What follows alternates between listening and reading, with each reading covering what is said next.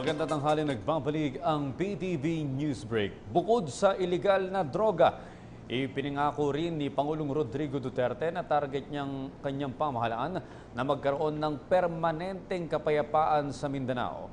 May report si Rocky Ignacio. Tiniyak ni Pangulong Rodrigo Duterte sa grupong negosyante ang pagkakaroon ng law and order sa Pilipinas. Nagsalita ang Pangulo sa 42nd Philippine Business Conference at Expo Concluding Ceremony sa Marriott Grand Ballroom sa Pasay City. Ayon sa Pangulo, kaakibat na maunlad na ekonomiya ang maayos at tahimik na kapaligiran. In this government, there will be no corruption. In this government, it will be clean, as in clean, and this government will promise you law and order. Gate ng Pangulo, ito ang dahilan kung bakit isinulong ang pagwawakas ng insureksyon at pagtamo ng permanenteng kapayapaan sa Mindanao. Paliwanag pa ng Pangulo, hindi niya naging polisiya ang paghihiganti pero hindi niya pahihintulutan na mangibabaw ang karahasan na likha ng iligal na droga sa bansa. Muli nitong inulit ang mahigpit na babala sa mga nasa likod ng bawal na gamot na hindi siya hihinto hanggat hindi nahuhuli ang pinakahuling drug lord sa bansa. That's the irony of life. I am the poorest performer, but I am the president, so make your choice. So yan lang po. No corruption. I want my country peaceful. I want my country like Davao, where you can go around, eat durian at 2, 3 o'clock in the morning and nothing happens. I just want people courteous. Have you noticed Davao? If I always tell them, I do not want you smirking or snorting. Behave.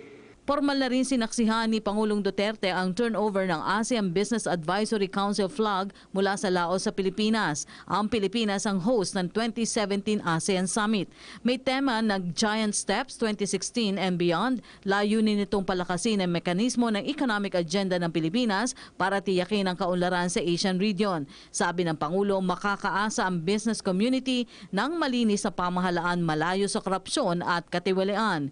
Bahagi pa rin na okasyon ang pagkakaloob ng 10 resolutions ng business group. Nakapaloob sa 10 resolutions ang tulungan para sa paglikha ng conducive business climate, kasabay ng tulungan sa pamahalaan sa mga polisiya na magpapabilis ng sistema ng transaksyon, pagsusulong ng comprehensive tax reform, pag-amyenda sa Republic Act 7295 o Public Telecommunications Policy of the Philippines para sa paglikha ng open access sa telecommunications, mekanismo sa pagtamo ng sustainable at reliable power supply, pagbubukas ng iba pang major international airports sa Luzon, Visayas at Mindanao sa loob ng 6 na taon sa layuning mapalakas ang industriya ng turismo. Para sa PTV News, Rocky Ignacio.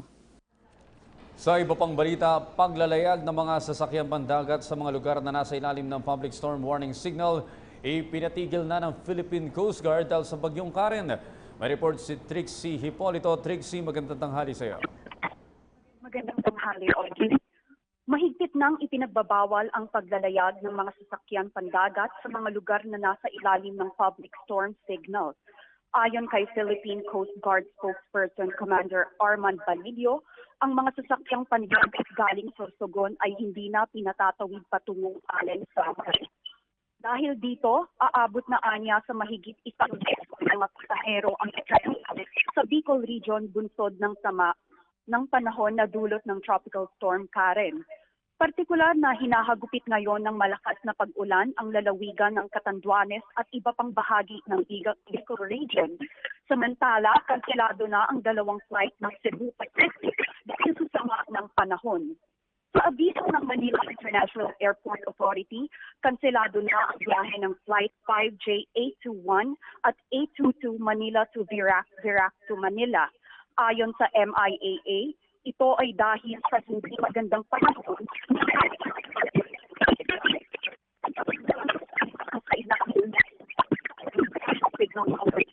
dahil sa bagyong Karen. Para sa news, iyo, Audrey.